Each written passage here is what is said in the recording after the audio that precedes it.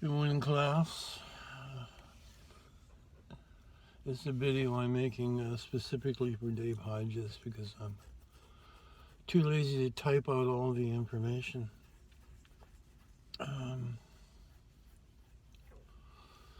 in the Socialist Empire of Canada. Social democracy, look it up. Recently, our leader brought in UN troops in unmarked green uniforms to quell the peaceful and legal demonstration.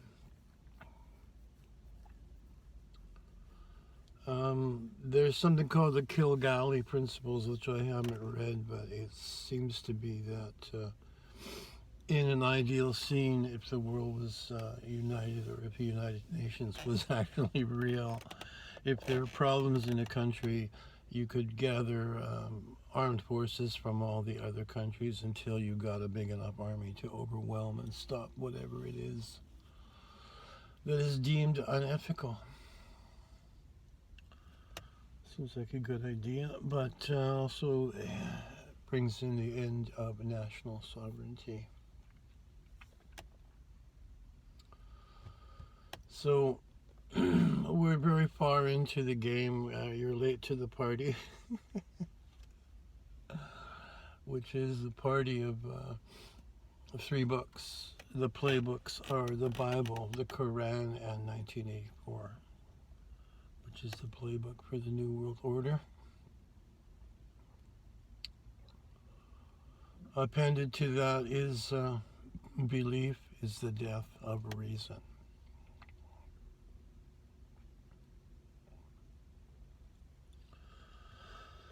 So the green uniformed people who did not speak English, who showed up at the Capitol here to disperse the Canadians, as our Prime Minister is wont to call us. He lumps us into a group he refers to as Canadians.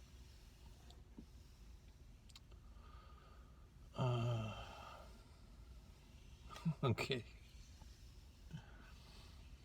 Now, why I'm making this video is the green uniformed, non-English speaking thugs who showed up here and then subsequently disappeared, I believe were from the UN or from whatever the New World Order deems to be their paramilitary arm. And what I'm going to bring us over to is the southern border in the United States.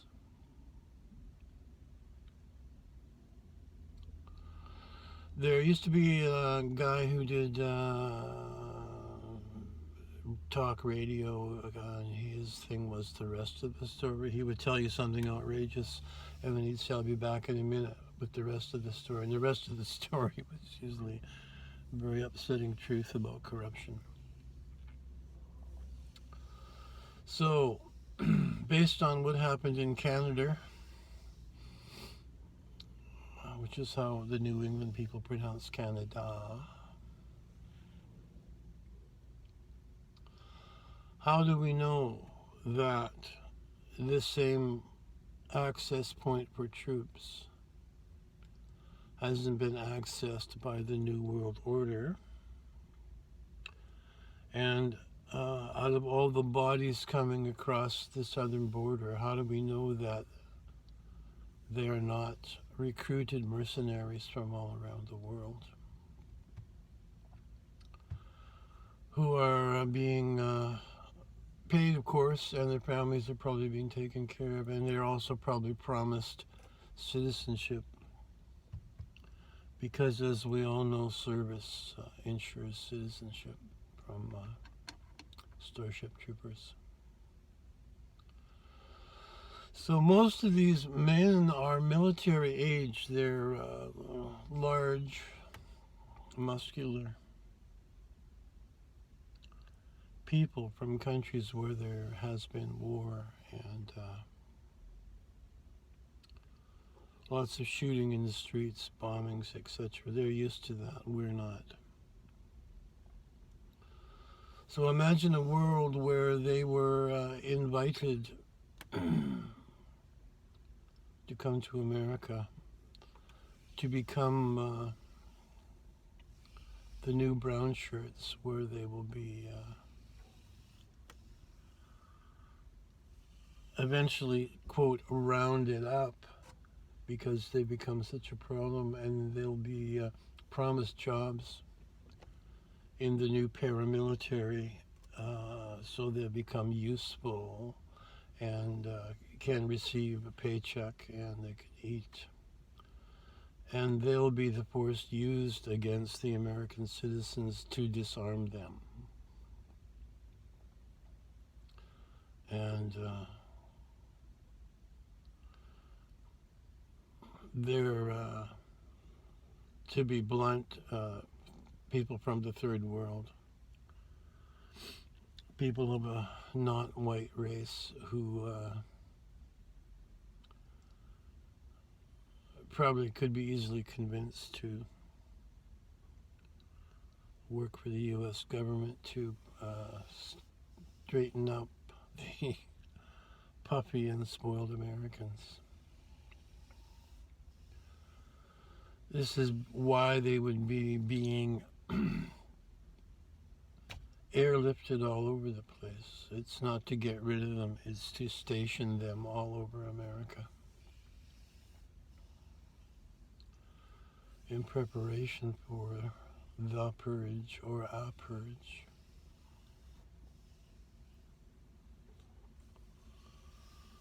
So it's a Trojan horse kind of thing, in my opinion.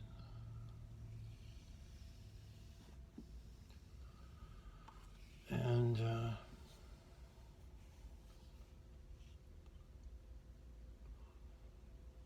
I've been after this for a long time.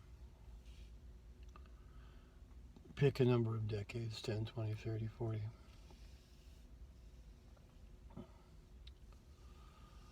All that is needed for evil to succeed is for good men to do nothing. So are you doing anything at all? Unfortunately, these videos only go to the preaching to the converted. I was going to stop because it's impossible to reach the sleeping masses, the sheep, the Karens, because the communication lines of the world are in the hands of the psychopaths. It used to be illegal in the United States to own a whole bunch of TV stations or a whole bunch of radio stations or a whole bunch of newspapers, based on the correct perception that somebody who owned this could manipulate public opinion with this machinery. That's been undermined piece by piece by the people who sit in Congress, stabbing you in the back. If these rooms full of representatives are supposed to be there making laws to curb crime and unethical activity and forward a better life, why aren't things better? It's been 250 years of that. Things are the same or worse.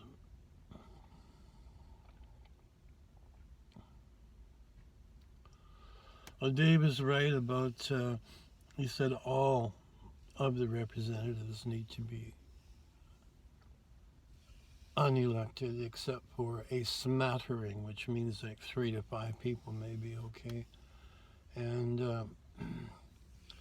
the worldwide premise is it's better to have an experienced crook in a position of government or power than to have a newcomer who doesn't know anything, who may screw things up. However, the truth behind that is all of these political positions have a main government worker who actually does the job, has been doing the job for years, know what all the paperwork means, and can arrange things so the minister can sign them. So there's no fear in having a, quote, amateur in these positions. I have a medical research company, and I follow quite closely the results of the pandemic and the vaccine, and I'm not allowed to say anything because we're now living in a world where you're not allowed to say anything. But the return of Donald Trump is not going to happen because they're going to blame him for all the vaccine unfortunate incidents, and that will kill his chances for re-election. Because he got the emergency authorization. And the doctors and scientists are all over the world are jumping up and screaming and yelling, doing reports about side effects, and none of it is on the mainstream news. My inbox is crammed with it. And in the future, if there is a future, they will laugh at us because we had telephone, cell phone, telegraph, radio, cable TV, newspapers by which these truths could be disseminated to the public. And it's not happening. So the question will be, how stupid were these people?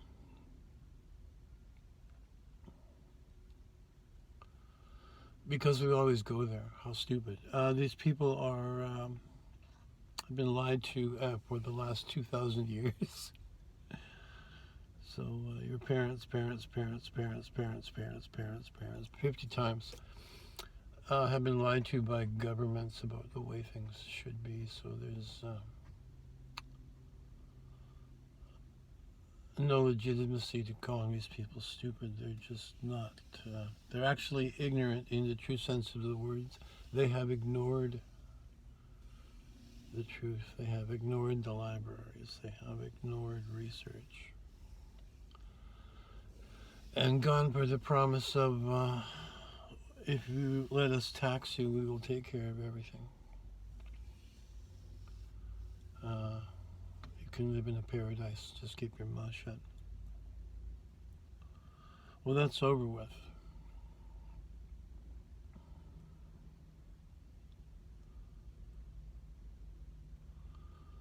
And I just watched a documentary yesterday about the worldwide climatic event in 536 AD.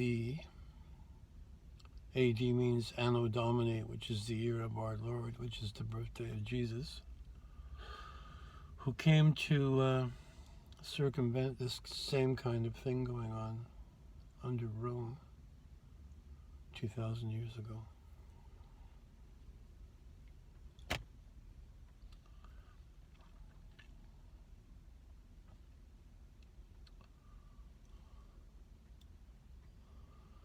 I lost my train of thought. Maybe drugs will help.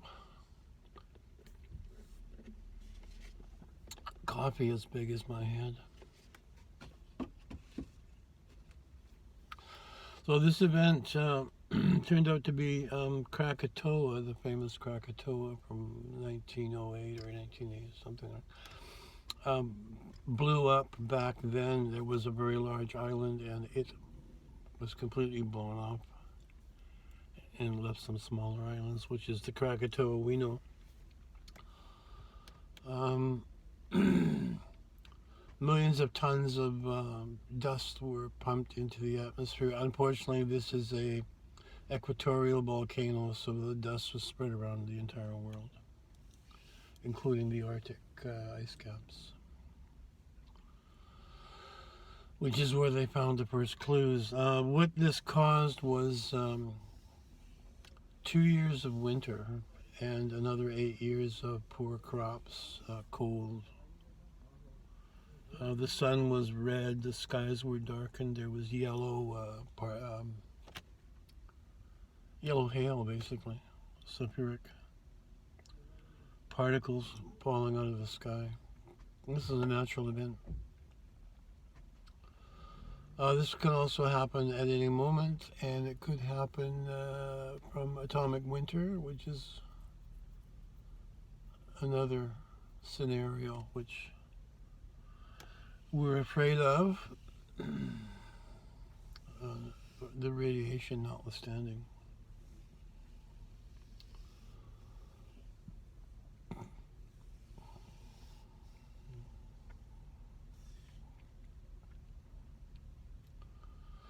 So, coming up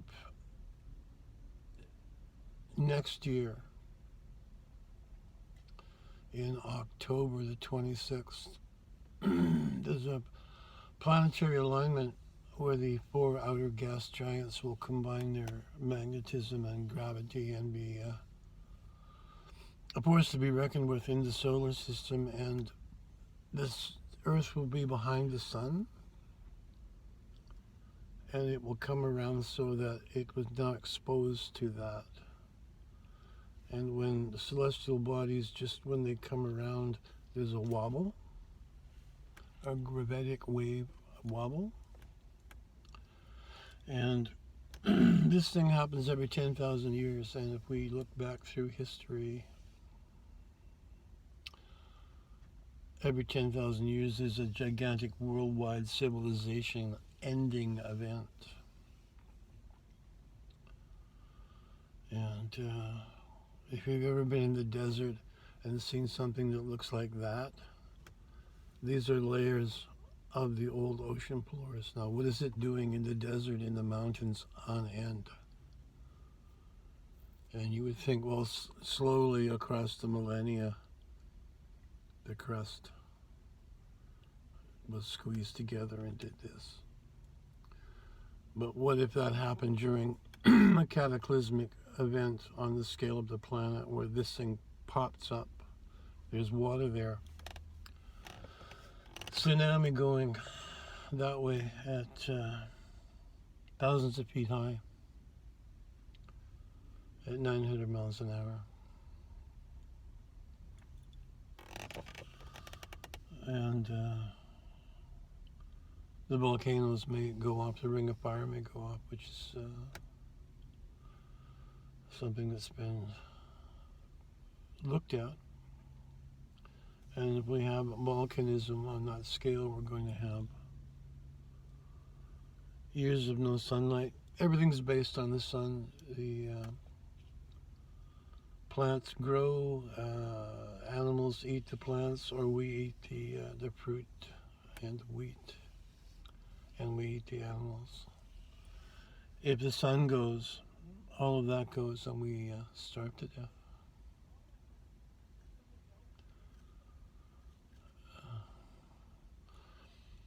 Plus, from my I can't sleep at night research because I look at too many bad things. Last year, they were experimenting with the weather weapons, and there was weather blamed on global warming, of course. Weather's so bad, cars were being blown down the street in Amsterdam, and there was flooding and rain and hail in the deserts. So I blame this on the HARP technology. And this Great Reset thing is on top of the gravitic events next year. It'll be pounded home with weather weapons. The plan is to kill 7 billion people and come out the other side as the new world order, which will be the melding of artificial intelligence and what's left of the human race.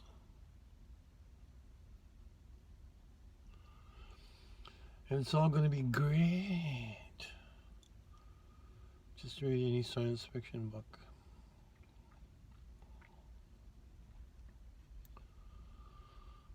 In conclusion, I would say it's not okay to do nothing, because these people are just going ahead 24 hours a day doing unethical things. I'm Canadian. I'm ashamed that the Dominion voting machines are manufactured here. They were actually made illegal in California about 10 years ago, because even California, as corrupt as it is, said these things can be manipulated. We shouldn't be using them. And I'm in Canada. We have hand counting. You have to be a registered voter. You get your card in the mail. You bring your card and your government ID to the polling place.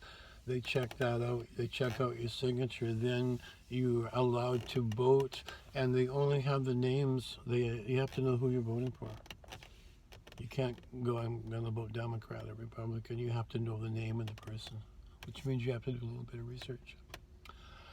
Then they have spotters watching all that process, and then these things are divided alphabetically based on your name, A, B, C, D, and they're counted with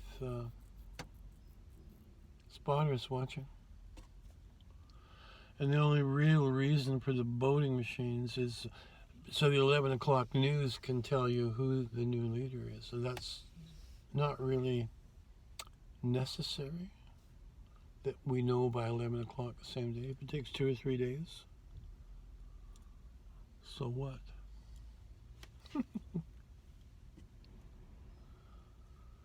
It's not a,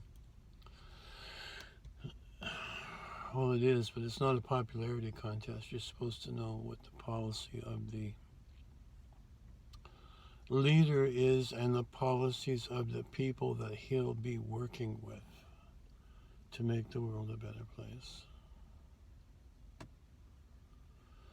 And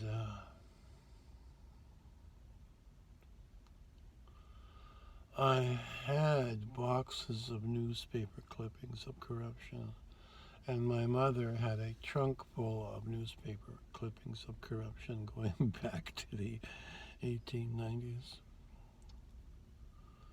So I come by it naturally.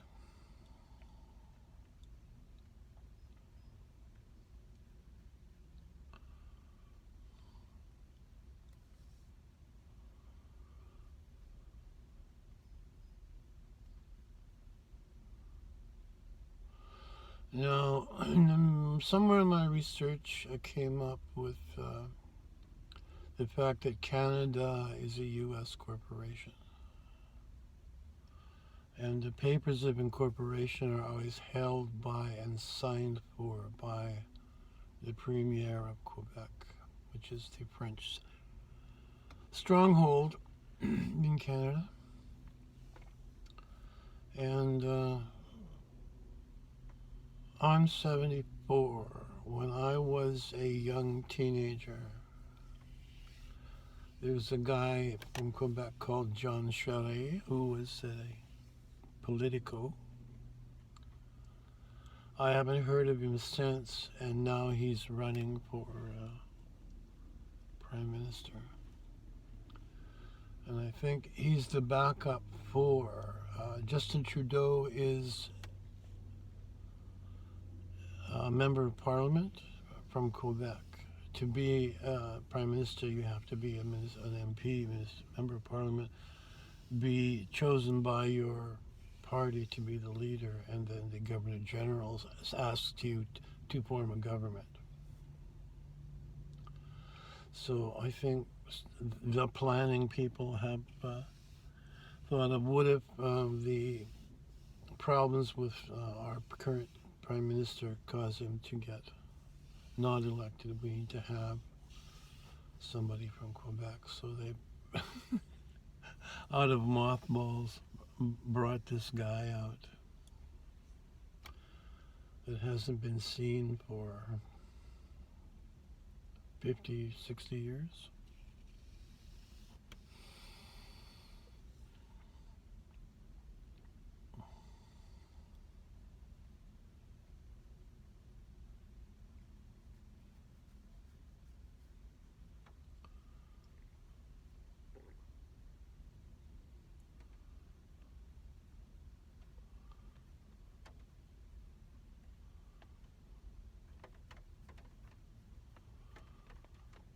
So I've been doing this 11 years, researching into the conspiracy facts and putting them online.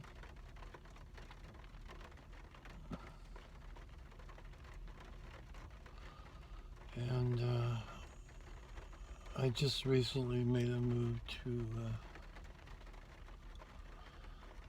do a heads-up lecture to somebody who's doing his first attempt at getting elected. So I'm going to give him a reality check on what's really going on.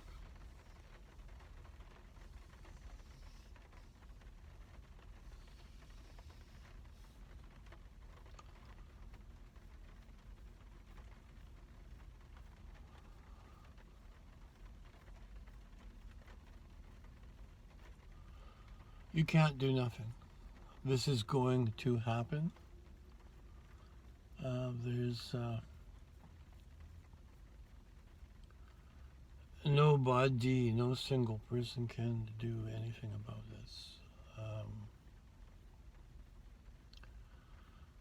Donald Trump's not going to come back and make it all better. If he's not defeated in an election, he'll be assassinated. And the neo-Nazi, communist, socialist, unethicalist will continue to come into your life until it arrives at your door. Let me see your papers, please. We want your spare food and your guns, and we're going to sell your children into the sex trade, and you'll be working where we tell you, under the moral imperative of you need to help us usher in the utopia.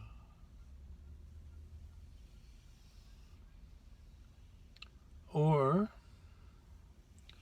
we will gun butt you and put you in a slave labor camp and then work you to death, as the Japanese did to those in South, West, and East Asia during World War II, and as the Bolshevik communists did to Russia, and as England did with slaves from all over the world, as the British Empire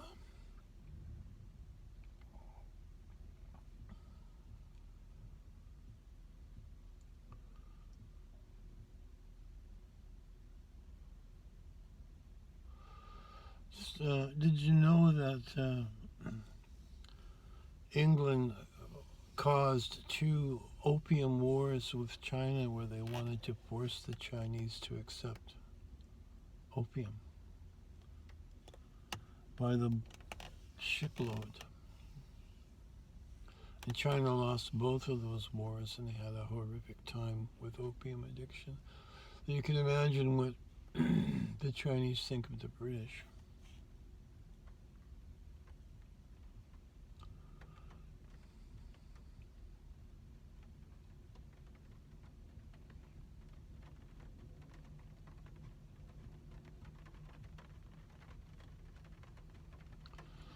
So all of us don't want war. A small 2.5% are crazy psychotics who want war.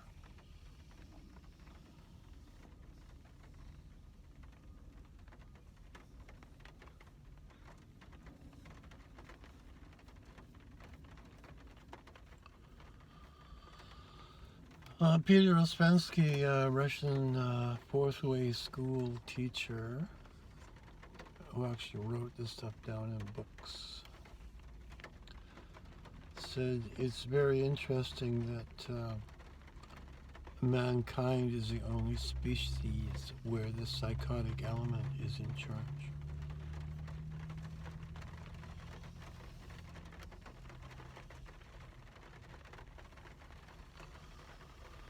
It's not okay to do nothing and hope that someone else will do it, because someone else's are very few in number. They're called strong voices in the land, and they don't have a lot of money because they're ethical, and it's very difficult to get large amounts of money being completely ethical.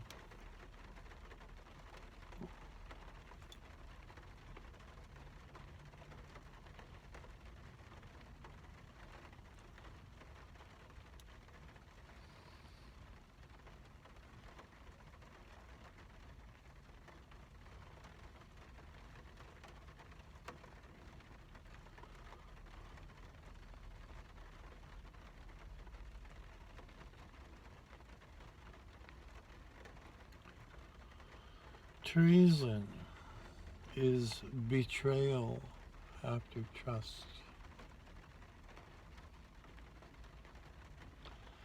And treason is the only crime for which you do not need a trial. You've seen it in the movies. They tie you to a post, ask you if you have anything to say, they offer you a last cigarette, and then 6 guys shoot you in the chest.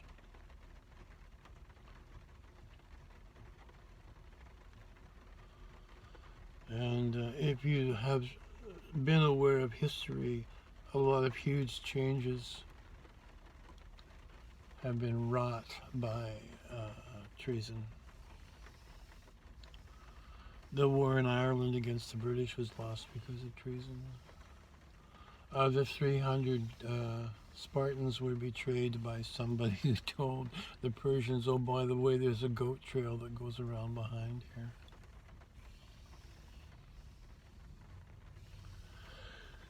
$30 pieces of silver.